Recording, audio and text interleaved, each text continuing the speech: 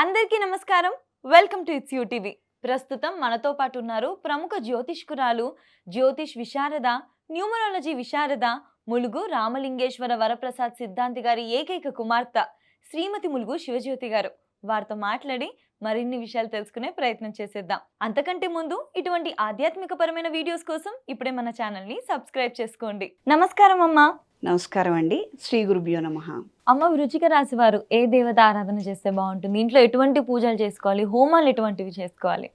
వీళ్ళకి వచ్చేసరికి పంచమ స్థానంలో శనేశ్వరుడు, భాగ్యస్థానంలో అంటే గురుస్థానం అంటాం మనము, హయ్యర్ ఎడ్యుకేషను, తర్వాత అధికారుల స్థానము, తండ్రి స్థానము, అంటే ఇంతటి మంచి స్థానంలోకి గురుగ్రహ సంచారం అనేది ప్రారంభమైంది వీళ్ళకి. పంచమ స్థానం సంతానము, పూర్వజన్మ సుకృతము, కర్మ, మన ఆలోచన. మనం ఇందాక చెప్పుకున్నట్టుగా వీళ్ళకి ఏంటి ఆలోచన ఒక పద్ధతిగా వస్తే అది గురుగ్రహం అనుగ్రహం వల్ల అది చక్కగా నెరవేరుతుంది. వీళ్ళకి పనులు జరుగుతాయి, బాగుంటాయి. కానీ వీళ్ళు ఎక్కడ ఆగిపోతారంటే ఆలోచన దగ్గరే ఆగిపోతారు. ఎందుకనంటే శనేశ్వరుడు మందగమనం, ఆయన నెమ్మదిగా నడుస్తుంటారు. వీళ్ళు కూడా ఏంటంటే చూద్దాంలే, చేద్దాంలే, అది వస్తుందా పెడుతుందా, ఇన్నేళ్ల నుంచి చేస్తున్నాము రాలేదు, మళ్ళీ ఏం వెళ్తాము, మళ్ళీ ఏం అప్లికేషన్ పెడతాము, ఇంకేదైనా తేలికది చూసుకుందాము, ఇలా బద్ధకం వచ్చేస్తుంది, నీరసము. సగం వీళ్ళ వైపు నుంచి ఇప్పుడు ప్రోత్సాహం ఉండదు. ఆ లోపల నుంచి ఆ తేజస్సు అనేది రావాలి. అది నీకు రావాలనంటే రోజు దక్షిణామూర్తి స్తోత్రం కానీ, లేదా హయగ్రీవ స్తోత్రం కానీ, లేదా సరస్వతీదేవి అమ్మవారి శ్లోకం కానీ చక్కగా చదవటము, వినటము 3 times 5 times ఎంత నిమిషం పట్టదు చదివితే. విన్నా కూడా నిమిషం మించి పట్టదు. ఇది వినటం వల్ల ఏమవుతుందంటే నీ మేధాశక్తి పెరుగుతుంది, నీ ఆలోచన చక్కగా మారుతుంది. ఇది చేద్దాం, అది చేద్దాం, ఇలా వెళ్ళి చెయ్యాలేమో, అలా వెళ్ళి చెయ్యాలేమో. ఇక్కడ ఒక విషయం చెప్తా, నాకు ఆలోచన వస్తే కాదు సరి, అది ఎలా ఎగ్జిక్యూట్ చేయాలి. ఇప్పుడు ఇదే విషయం నేను చెప్పాలనుకుంటున్నాను, నాకు అనిపించాలి, అది నేను చెప్పాలి, అది మీకు అర్థం అవ్వాలి, ప్రేక్షకులకు అర్థం అవ్వాలి. ఎంత తతంగం ఉంది అది. అవునవును. నాకు ఆలోచన వచ్చినంత మాత్రాన సరిపోయిందా? ఇక్కడ ఎంత తతంగం ఉంది, ఎంతమంది వెనకాల పని చేయాలి, ఇదంతా జరిగితేనే కదా మనం ఆశిస్తున్నటువంటి ఆఖరిలో చూడాలనుకుంటుంది చూసేది. ఆ ఆలోచన అది ఎలా వేయాలి, ప్రణాళిక, ఆ ప్లానింగ్ ఎలా జరగాలి, అది ఎగ్జిక్యూషన్ ఎలా జరగాలి. ఇలా వెళ్ళి ఇలా కొడితే చెట్టు పడుతుంది, ఇలా వెళ్ళి ఇలా నాడితే ఆ విత్తనం మొలుస్తుంది. అది తెలియాలి. ఆ ఎగ్జిక్యూషను అది ఏంటి, మునుపు జరగలేదు, కరెక్టే ఒప్పుకుంటా, కానీ ఇప్పుడు జరుగుతుంది. నువ్వు ప్రయత్నం చెయ్యాలి, నువ్వు మార్గం మార్చాలి. ఇప్పుడు పూర్వం మేనేజర్ పొజిషన్ లో ఉన్న వాళ్ళు ఉద్యోగం పోయింది అనుకున్నాం, వీళ్ళు మళ్ళీ మేనేజర్ పోస్ట్ కి అప్లికేషన్స్ పెడుతుంటారు. వీళ్ళకి మేనేజర్ పోస్ట్ రాకపోవచ్చు, ఎందుకంటే 1-2 సంవత్సరాలు బ్రేక్ వచ్చింది కదా, కెరియర్ లో గ్యాప్ వస్తే వాళ్ళు ఏదో 4 మాటలు చెప్తారు. ఇప్పుడు నువ్వు అసిస్టెంట్ మేనేజర్ కి పెట్టు, ఖచ్చితంగా నువ్వు ఓవర్ క్వాలిఫై అవుతావు, కానీ రిజెక్ట్ అయితే చెయ్యరుగా. అవునవును. చిన్న ఉదాహరణ, అంటే మనం వెళుతున్నాం, వెళ్లే దారిలో పని కావడం లేదు, ఇలా అడ్డంగా వెళ్తాం మనం, అంతే. పక్కగా వెళ్తాం, అడ్డదారని కాదు. మళ్ళీ దాన్ని ఎలా ఛేదించాలన్న నేపథ్యంలో మన ఆలోచన తిరగాలి. వీళ్ళకి వచ్చేసరికి రేపు గురు పౌర్ణమి రోజున సుబ్రహ్మణ్య స్వామి వారి పూజ చేసుకోవాలి. అలానే శ్రావణ మాసంలో పంచమి, నాగపంచమి, ఆ రోజున కూడా సుబ్రహ్మణ్య స్వామి వారి పూజ చేసుకోవడము, జంట నాగులకి పూజ చేయడము. అంటే దేవాలయం ఉందనుకో, చక్కగా ఉదయాన్నే బ్రాహ్మీ ముహూర్తంలో పంచామృతాలు, ఆవు పాలు తీసుకొని వెళ్ళండి, మందార పూలు తీసుకొని వెళితే ఆయనకి చాలా ఇష్టం. ఎరుపు అంటే మహాప్రీతి ఆయనకి. ఆయన కొంచెం గొడవలు, ఎందుకంటే ఆయన సైన్యాధ్యక్షుడు కాబట్టి సుబ్రహ్మణ్య స్వామి వారికి కొద్దిగా అంతా ఎరుపు, ఎరుపు రంగు లడ్డూలు, లేకపోతే ఏదైనా పులిహార కాస్తంత ఘాటుగా, మనం మామూలు చేసుకునే నిమ్మకాయ పులిహారలా కాకుండా కాస్తంత మిరియాలు వేయటం, అలా కొద్దిగా అంత చేసుకొని కొంచెం మార్పు చేసుకొని ఆయన తత్వానికి తగ్గట్టుగా ఏ పూజ అయినా కూడా రా తల్లి, మనం గణపతి చేస్తున్నాం అనుకో, ఆయన తత్వానికి తగ్గట్టుగా. ఇప్పుడు భద్రకాళి అమ్మవారికి చేసుకున్నాం అనుకో, కొంచెం ధూపం ఘాటుగా ఉండాలి. ఏదో మనం శాండిల్ వుడ్ అనో అదనో ఇదనో కాస్త మంచి ఫ్రేగ్రెన్స్ వచ్చేది, మైల్డ్ ఫ్రేగ్రెన్స్ పనికిరాదు. ఎందుకంటే లక్ష్మీదేవికి మైల్డ్ ఫ్రేగ్రెన్స్ ఇస్తాం, ఆవిడ సాత్విక స్వభావం కాబట్టి ఆవిడకి అలా ఇస్తాం. ఈవిడ కొంచెం ఉగ్రం కదా, ఇప్పుడు కొంచెం ఘాటుగా ఉంటుంది. కాస్తంత గుగ్గిలం రాళ్ళు, త్రిశూలం రాళ్ళు, ఒట్టివేరు అవి ఇవి మిశ్రమాలు తీసుకొని 4 బొగ్గులు వేడి చేసి వేయిస్తే మంచిది.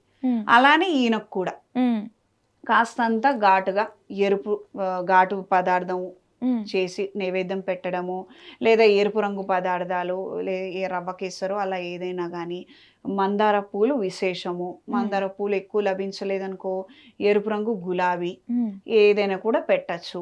ఏవి లేదంటే పసుపు రంగు పూలైనా కూడా పెట్టుకోవచ్చు, తప్పేం కాదు. కాకపోతే ఫస్ట్ ప్రయారిటీ వీటికి. ఇవి ఇచ్చి రేపు గురు పౌర్ణమి రోజున, నాగపంచమి రోజున చక్కగా పూజ చేసుకున్నారనుకోండమ్మా, వీళ్ళకి కీళ్ళ నొప్పులు, స్పైన్, స్పాండిలైటిస్, తర్వాత నరాలకు సంబంధించినటువంటి బలహీనతలు కానీ, లేకపోతే మెంటల్ టెన్షన్స్, డిసార్డర్స్ కానీ, ఇలాంటివి ఏమైనా ఉన్నా కూడా తొలగిపోతాయి. క్రమేణా రిజల్ట్స్ చూస్తారు. రెగ్యులర్ గా చేసుకున్నారనుకోండి అమ్మా, చాలా ప్రాబ్లంలో నుంచి తక్కువ ప్రాబ్లంలోకి వచ్చేయగలుగుతారు. ఇప్పుడు ఎందుకంటే డయాబెటీస్, బీపీ అవన్నీ వస్తే పోవు అంటారు కదమ్మా. ఇప్పుడు 400 షుగర్ లెవెల్స్ ఉండటం వేరు, 400 షుగర్ లెవెల్స్ ఉండటం వేరు, 150 ఉండటం వేరు. అవునా కాదా? ఇప్పుడు మనం ఏదైనా పూజ చేసుకున్నాం అనుకో, మనం ఏమనుకుంటాము, షుగర్ నార్మల్లోకి వచ్చేసి ఫుల్ ఆరోగ్యం వచ్చేస్తుందేమో అనుకుంటాం. అది సాధ్యపడకపోవచ్చు. బట్ మీరు స్టేబుల్గా ఉంటారు. మిగతా ఏదైతే ఆరోగ్య విషయాలకు సంబంధించి శరీరం అంతా కూడా ఒక సెటరేట్ అవుతుంది. ఒకదాని మీద భారం ఇంకొక దాని మీద పడి అక్కడ ఇన్ఫెక్షన్స్ వచ్చి ప్రాబ్లమ్స్ వచ్చి అలా కాకుండా అది కట్ ఆఫ్ చేసేస్తుంది. ఇది కంటికి కనిపించదు రా తల్లి. చాలా మంది ఇదే అనుకుంటారు, నేను రోజు ఆదిత్య హృదయం చదువుతాను, నా హై బీపీ కాస్త తగ్గడం లేదు, రోజు డాక్టర్ గారు మందులు వేసుకోమంటారు. అది కాదు. నీకు హై బీపీ వల్ల నీకు స్ట్రోక్ వచ్చే అవకాశం ఉంటుంది. నువ్వు చేసుకున్న ఆదిత్య హృదయము ఆ స్ట్రోక్ రాకుండా నేను రక్షిస్తుందేమో, ఆ విషయం నీకు నాకు తెలీదు, అది ఈశ్వరుడికే తెలుస్తుంది. కాబట్టి కంటికి కనిపిస్తేనే అది రిజల్ట్ వచ్చింది, లేదా నా పూజ అంతా బూడిద పాలైపోయింది అని నిరుత్సాహపడాల్సిన పని లేదు. వీళ్ళు చేసుకుంటే వీళ్ళకి కనిపించకుండానే కనిపిస్తాయి, అవి తెలుస్తాయి. అండ్ వీళ్ళకి భూమి వ్యవహారాలు, వ్యవసాయం ఉందనుకోండి, వ్యవసాయదారులు ఉన్నారు, వాళ్ళకి మంచిగా చేతికి పంట రావాలి. ఇప్పుడు వానలు లేవు, రేపేమో అతివృష్టి, అనావృష్టి, కొన్ని చోట్ల వరదలు వస్తాయి, చేతికి వచ్చే పంట చేజారబోతోంది. ఇలాంటి ఒక పరిస్థితి ఉంది. కాబట్టి అంగారకుడికి సంబంధించి అంగారక పాశుపత హోమం చేసుకోవడము, లేదా వనాలు, తోటలు ఉన్నాయి, పూలకు సంబంధించినటువంటి తోటలు ఉంటాయి, అలాంటివి ఏమైనా ఉన్నాయి, లేదా వనమూలికలకు సంబంధించినవి ఉన్నాయి, వాటికి కూడా 1% వరకే వానమ్మ. ఎక్కువ పడితే ఆ వనమూలికలు కూడా పాడైపోతాయి. అవునా కాదా? ఇప్పుడు కొన్ని బెరళ్ళు తీసుకొస్తాం మనం హోమంలో ఉపయోగించడానికి, అవి ఎండితేనే మనం హోమంలో వేయగలుగుతాం. ఆయుర్వేదిక్ డాక్టర్లు అది చూర్ణం చేసి ఇవ్వగలుగుతారు. అది తడిసిపోయిందనుకో ఏం ఉపయోగం లేదు. ఇలాంటి పరిస్థితుల్లో ఉన్నవాళ్ళు, ఇలాంటి వాటితో ఉన్నవాళ్ళు వనదుర్గా పాశుపత హోమం చేసుకోవచ్చు. మామూలుగా అంటే అంగారక పాశుపతం చేసుకోవచ్చు. ఇది చేసుకోవడం వల్ల ప్రాపర్టీ లిటిగేషన్స్ లో ఉన్న అయిన వాళ్ళే దోపిడీ చేసిన, లేదా ఎవరి దగ్గరైనా మన డబ్బులు ఉండిపోయినా అవన్నీ కూడా మీకు వెనక్కి తిరిగి వస్తాయి. మంచి జరుగుతుంది మీకు. లేదు ఇప్పుడు నేను పెడుతున్నా, ఏ ఊరవతలో పెట్టుబడి పెడుతున్నా, ఒక సంవత్సరం తర్వాత 10 సంవత్సరాల తర్వాత 10 రూపాయలు పెడితే 100 అవుతుంది అన్నారు, అవ్వాలని ఏముంది? ఏమో ఇప్పుడు చూస్తున్నాం, మనం ఉన్న ఊర్లోనే ఒకవైపు అమాంతం పెరిగాయి, ఇంకోవైపు ఏం పెరగలేదు. అవునా కాదా? చెప్పలేం కదా మనము. కాబట్టి ఇలాంటి అదృష్టాన్ని కూడా మనం యాక్టివేట్ చేసుకోవడానికి, అంటే ఈ పూట నేను ఇక్కడ పెట్టుబడి పెడుతున్నా, రేపొద్దున అది నిజంగా 10 రెట్లు అవ్వాలి, అది న్యాయంగా అవ్వాలి, వాళ్ళని వీళ్ళని మోసం చేసి కాదు, ఎవరినో ద్రోహం చేసి కాదు, న్యాయంగా నాకు వచ్చేది నాకు రావాలి, అది నేను నా పిల్లలు తినాలి అన్న వాళ్ళు ఇది చేసుకుంటే చక్కగా కలిసి వస్తుంది, రెట్టింపు ఎనర్జీ వస్తుంది, భార్యాభర్తల మధ్య అన్యోన్యత కూడా పెరుగుతుంది. అమ్మ, వీళ్ళు ఏమైనా ఉపవాసాలు అలా ఏమైనా చేసుకోవాలా వారంలో ఏదైనా రోజు? వీళ్ళకి ఆరోగ్యం సహకరిస్తేనమ్మా ఎలాంటి ఇబ్బంది లేదు. వయసులో ఉన్నారు, చికాకులు ఏం లేవనుకుంటే మంగళవారం రోజున ఉపవాసం ఉండొచ్చు. అది పలహారం తీసుకోవచ్చు, తప్పేం కాదు. ఎందుకంటే మనకులాగా పనులు చేసుకునే వాళ్ళు తినవనంటే బుధవారం రోజు రాలేము, సెలవు తీసుకోవాల్సి వస్తుంది. కాబట్టి అలవాటు లేని వాళ్ళు ముందు ప్రారంభంలో పలహారం తీసుకోవడము, ఉమ్, కొన్ని ఆంక్షలు అవి మెయింటైన్ చేసుకోవడం. అంటే ఉదయం ఈ టైంకి లేస్తా, ఈ టైంకి పూజ చేసుకుంటా, ఉమ్, సాయంత్రం కింద పడుకుంటాను నేను, లేదా చాప ఓకే. మీద పడుకుంటాను నేను, లేదా ఫుడ్ రిస్ట్రిక్షన్స్ ఇవి మెయింటైన్ చేసుకుంటాను నేను, లేదా ఇంత జపం చేసుకుంటా, ఇంత పూజ చేసుకుంటా, ఏవో మీ శక్తి కొలది, ఉమ్, ఉమ్, మీ ఉమ్, ఇష్టం.